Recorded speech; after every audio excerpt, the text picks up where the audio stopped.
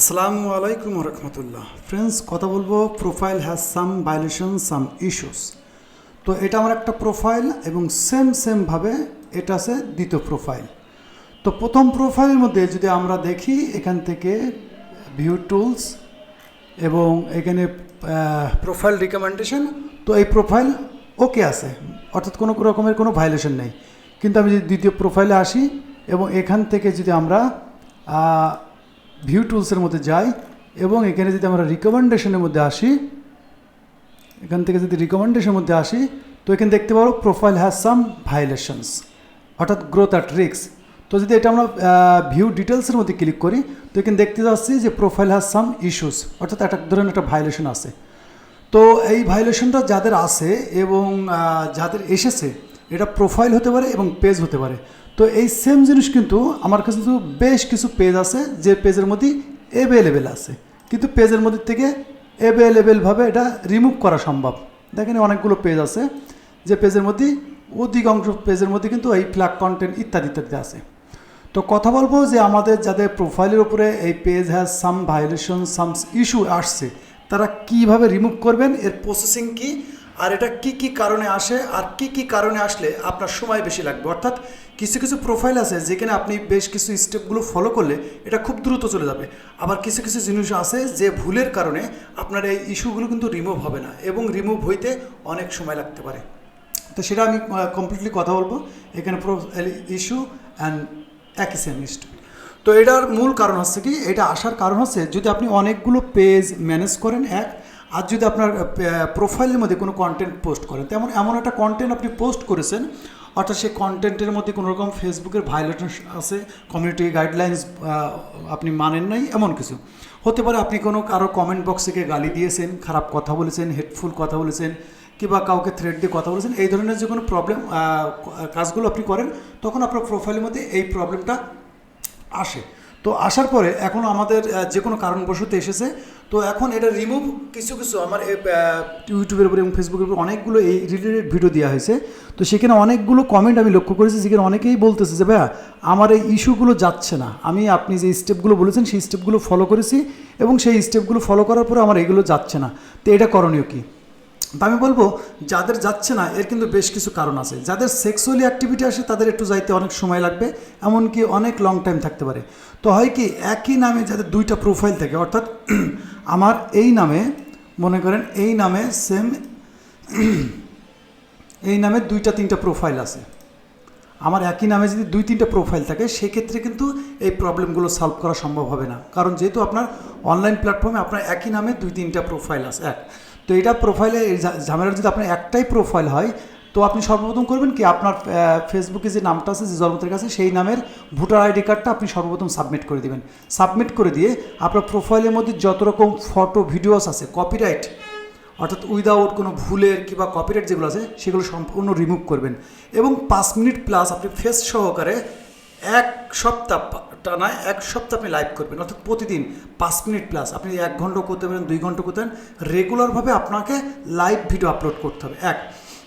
আর দ্বিতীয় আছে, যদি পেজের মধ্যে আসে তো সেম সিস্টেম, আপনি কন্টেন্ট রিমুভ করে দেন, সরাসরি আপনি এখানে পেজের মধ্যে রেগুলারভাবে লাইভ ভিডিও করতে থাকেন এবং রেগুলারভাবে লাইভ ভিডিও দেন, ওটা অটোমেটিকলি 1 মাস 1.5 মাস কিংবা 15 দিন 10 দিনের মধ্যে অটোমেটিকলি রিমুভ হয়ে যাবে। কিন্তু প্রোফাইলের বিষয় আছে, প্রোফাইলে যদি আপনার আসে, যেটা আপনার যে কোনো ভুলের কারণে হতে পারে, আপনি কাউকে থ্রেড দিয়েছেন কিংবা আপনি আমাদের মতন অনেকগুলো পেজ, আমাদের এই প্রোফাইলের মধ্যে মূলত আমি আপনাদের একটা জিনিস দেখাই যে আমার এই প্রোফাইলের মধ্যে যে প্রবলেমটা আসছে, তো এটা আসার কারণ কিন্তু একটা পেজ, অর্থাৎ আমাদের এই পেজে প্রোফাইলের আন্ডারে অনেকগুলো পেজ আছে, অনেকগুলো সব পেজ আছে। এই ম্যানেজ করতে গেলে অনেক সময় হয় কি, অনেক পেজের মধ্যে অনেক ভায়োলেশন এসে যায়, যেটা একটা কিন্তু আমরা যদি কন্টেন্ট পাবলিশ করি সেক্ষেত্রে কিন্তু একটা ইফেক্ট এর উপর দেখা দেয়।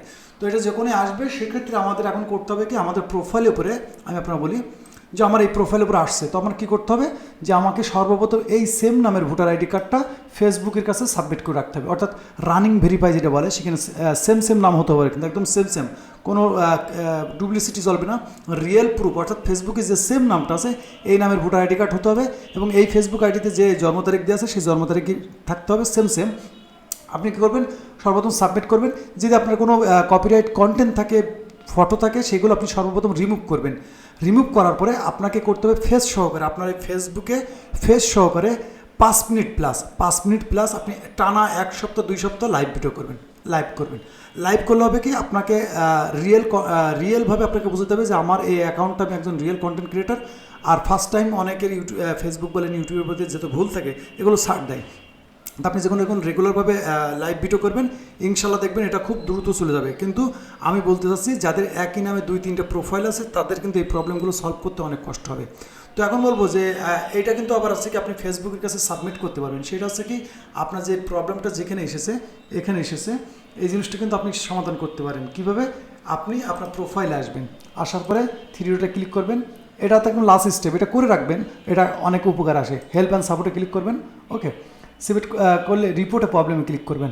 ঠিক আছে, something is wrong, include to report.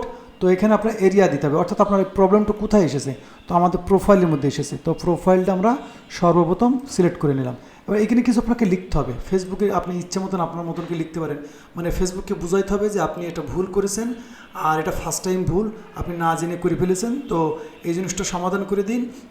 পরবর্তীতে আমি এটা আর করবো না, তো এটা আমি ডিসক্রিপশনে দেওয়ার চেষ্টা করবো। আমি নোটপ্যাডে রেখে দিয়েছি। তো এখান থেকে আমি সর্বপ্রথম কপি করে নিলাম। কপি করে নেওয়ার পরে এটা এখানে পেস্ট করে দিলাম। ওকে, গেল। পেস্ট করে দেওয়ার পরে আমার আরও একটা কাজ বাকি থাকবে, সেইটা আছে আমার প্রোফাইল আসতে হবে। প্রোফাইলের লিঙ্কটা কপি করতে হবে, এই যে উপরে প্রোফাইল লিঙ্ক আছে এইটা কপি করে নিলাম। ওকে, নেওয়ার পরে এখানে লিখতে হবে মাই প্রোফাইল লিঙ্ক। ওকে, দিয়ে আমি লিঙ্কটা যে কপি করলাম ওটা আমি কিন্তু পেস্ট করে দেবো। ওকে, এটাও দিয়ে দিলাম।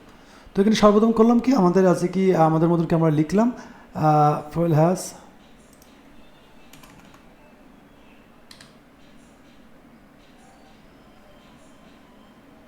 ওকে, আপনি আপনার মতনকে লিখবেন।